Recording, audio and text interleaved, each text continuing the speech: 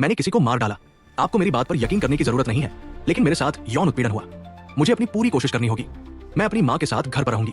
शायद ये शब्द जज को छू गए। अंत में यूनियन की सजा 5 वर्ष से घटाकर 1 वर्ष कर दी गई।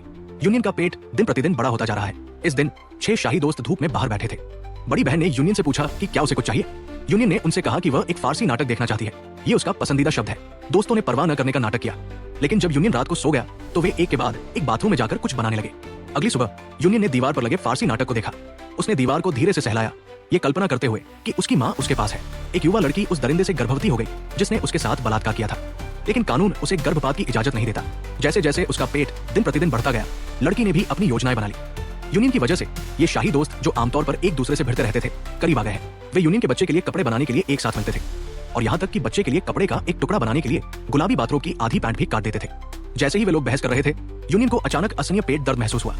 लेकिन सौभाग्य से जांच के बाद पता चला कि कोई बड़ी समस्या नहीं थी, केवल सिकुड़न थी। लेकिन उन्हें यह नहीं पता था कि यूनियन अक्सर पेट दर्द का बहाना बनाकर दर्द निवारक मिठाइयां मांगता था। इस दिन यूनियन का पानी अंततः टूट गया। उसने दर्द निवारक कैंडीज निकाली जो उसने काफी समय से बचाकर रखी थी, और एक ही घूंट में खा ली। फिर उसने अपने दोस्तों को लिखा पत्र दरवाजे की दरार में ठूंस दिया और जमीन पर गिर पड़ी। जब रूममेट्स वापस आए तो यूनियन पहले से ही मर रही थी, और उन्होंने उसे बचाने की कोशिश की। डॉक्टर ने उसके पेट को जोर से दबाया, लेकिन यूनियन का जीने का कोई इरादा नहीं था। इस बार माँ को आखिरकार उसकी इच्छा पूरी हुई और वो यूनियन से मिली। लेकिन इस तरह से सौभाग्य से यूनियन को बचा लिया गया, लेकिन दुर्भाग्य से वो एक सब्जी बन गई।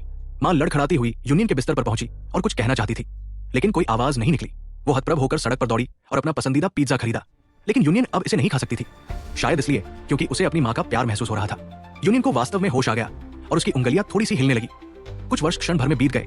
यूनियन के बच्चे को एक दयालु दंपति ने गोद ले लिया और वो सिविल सेवा परीक्षा की तैयारी करने लगी। जैसा कि उसने अपनी दूसरी चाची से कहा था, वो अपनी माँ के पास लौटना चाहती थी और एक अच्छा जीवन जीना चाहती थी।